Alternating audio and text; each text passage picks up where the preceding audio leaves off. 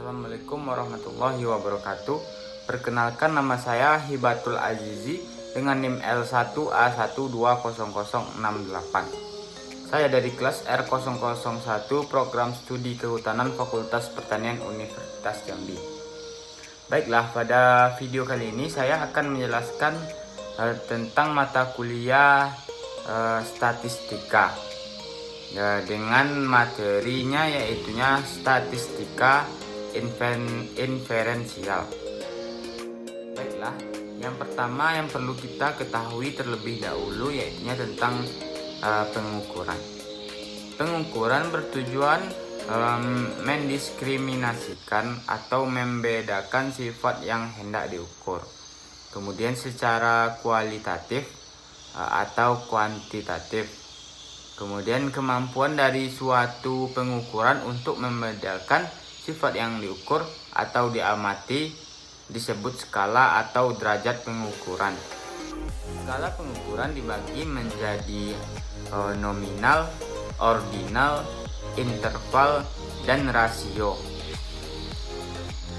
Kemudian pada tabel dapat kita perhatikan skala pengukuran dari masing-masing skala. Ada skala nominal, ordinal, dan interval, rasio. Kalau kemampuan diskriminasi sekedar membedakan, semua skala dapat melakukannya.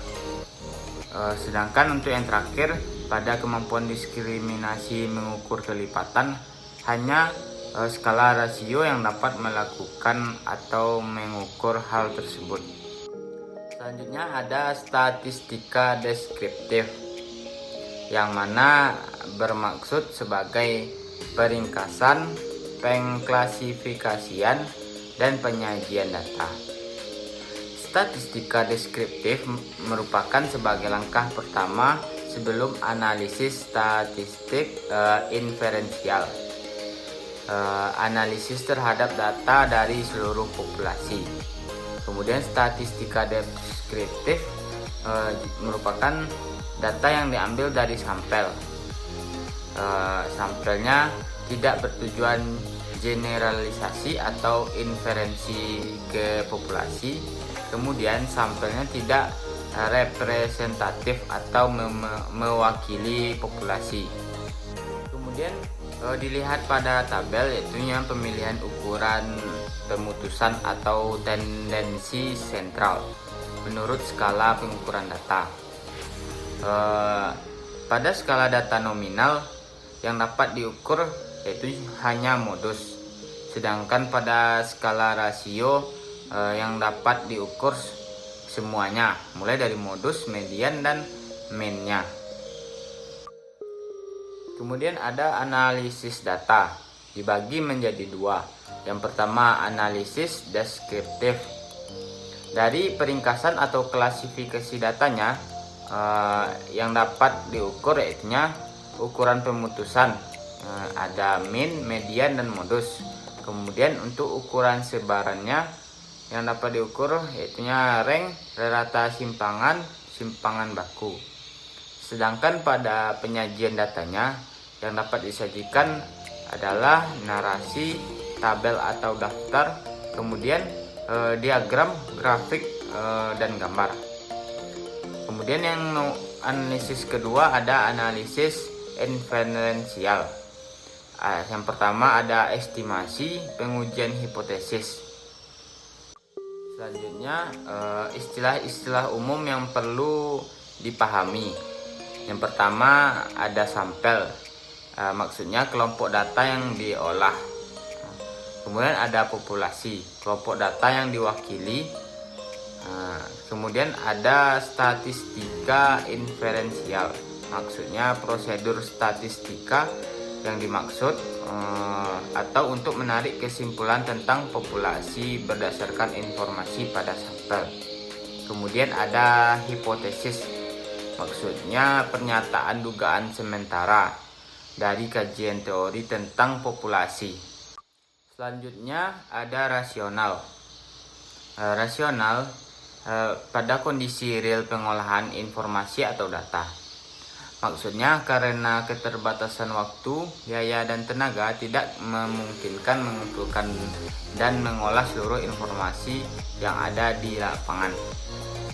Kemudian ada implikasi, maksudnya diperlukan prosedur dan alat yang memungkinkan menarik kesimpulan yang valid yang berlaku bagi kelompok yang luas berdasarkan informasi yang diperoleh dari kelompok yang lebih kecil dengan peluang kesalahan yang terukur.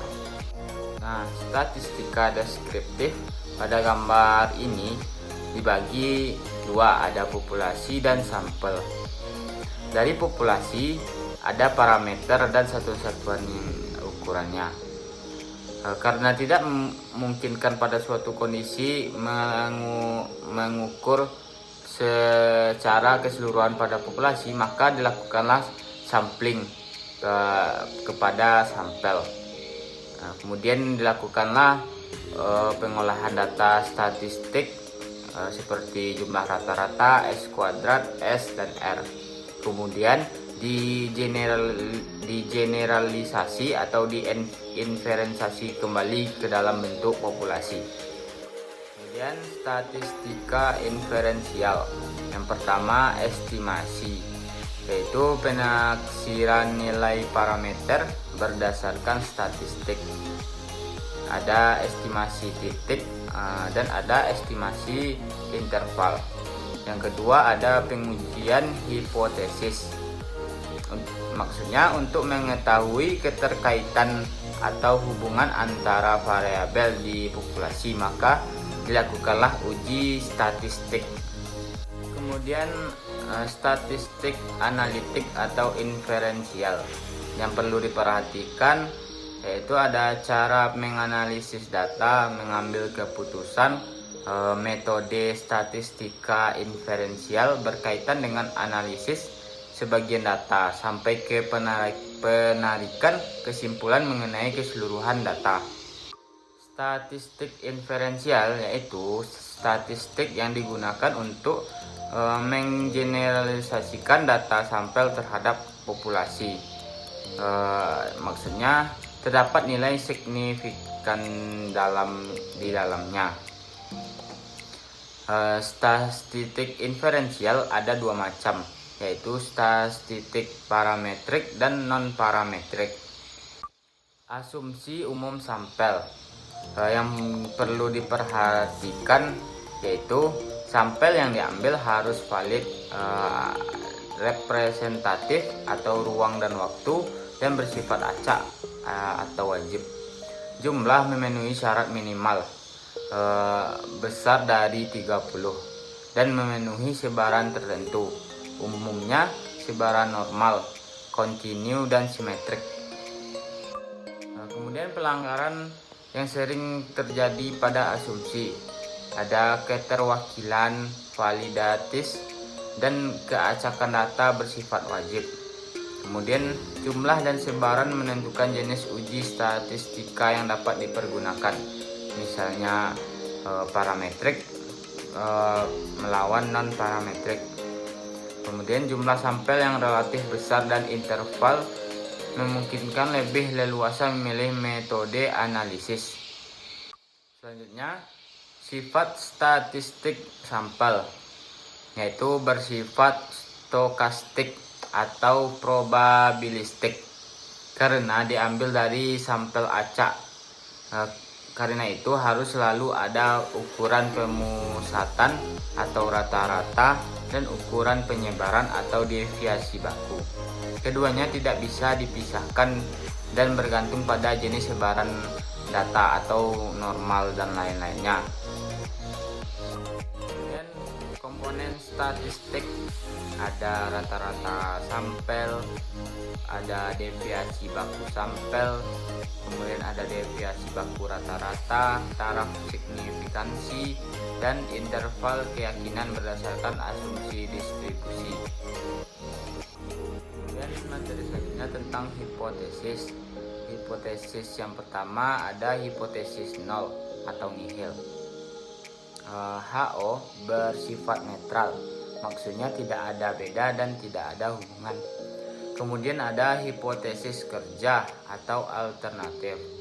HA atau hipotesis kerja ada dua macam, yaitu yang pertama dua arah, ada bedanya, ada hubungan, dan tanpa menentukan mana yang lebih baik. Kemudian satu arah menentukan kelompok yang lebih baik, X lebih baik, Y lebih jelek, berhubungan positif. Kemudian pengujian hipotesis, langkah-langkah yang dilakukan. Yang pertama, penentuan hipotesis statistik atau HA dan H1. Kemudian penentuan tingkat kemaknaannya, biasanya berkisaran 0,01 dan 0,1. Namun yang paling sering digunakan adalah 0,05. Dapat dilihat pada tabel ini, terdapat kenyataan HO benar dan HO salah. Kemudian di sebelahnya ada keputusan, yang mana ada yang menolak HO dan menerima HO. Jika kenyataan HO benar, pada keputusan menolak HO dapat disimpulkan terjadi kesalahan tipe 1. Sedangkan pada HO salah, maka keputusan menolak HO diidentifikasikan benar. Begitupun dengan menerima HO. Yang pertama benar dan yang kedua ada kesalahan tipe 2. Nah, pada pemilihan uji statistik perlu diperhatikan. Yang pertama jenis atau skala pengukuran data, yang kedua distribusi data, yang ketiga tujuan analisis, yang keempat banyak atau jumlah sampel, yang kelima banyaknya variabel yang diamati atau banyaknya pengamatan, dan yang terakhir variansinya. Selanjutnya pembagian data menurut sifat atau jenis data.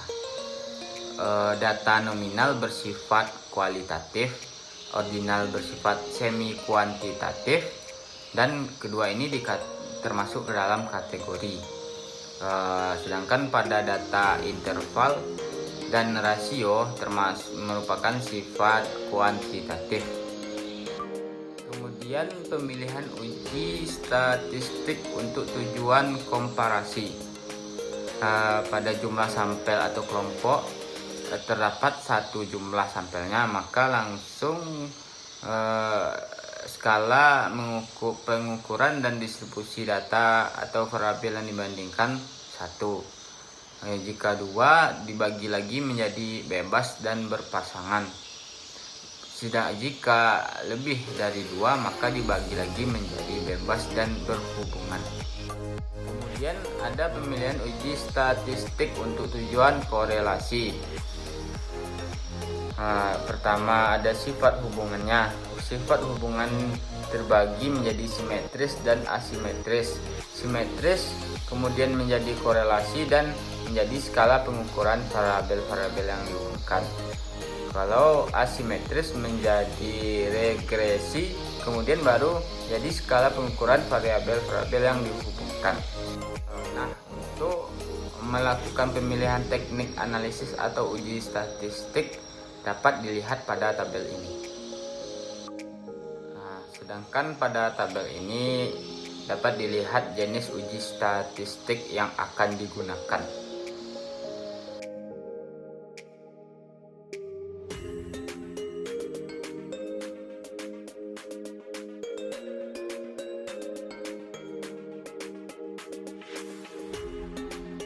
Sekian video dari saya.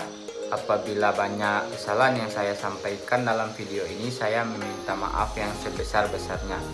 Oleh karena itu, saya akhiri dengan Assalamualaikum warahmatullahi wabarakatuh.